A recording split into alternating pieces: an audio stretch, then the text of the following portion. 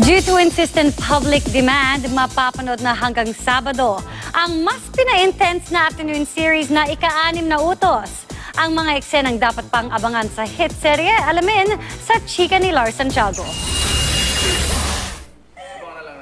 Welcome kina Sunshine Dizon at Gabby Concepcion na nadagdagan ng araw ng pagpapalabas ng hit afternoon prime series na ika-6 na utos. Simula ngayong linggo, Lunes hanggang Sabado na ito mapapanood pagkatapos ng Itbulaga. History in the making.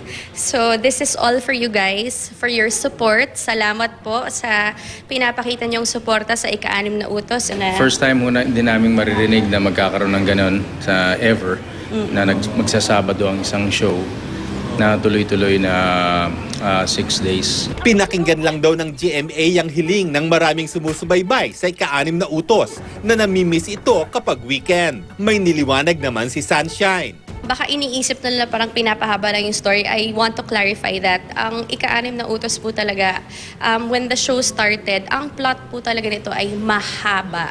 Mahaba po talaga. It's like parang pang pelikula siya na marami pang pasikot-sikot na abutin yung stories.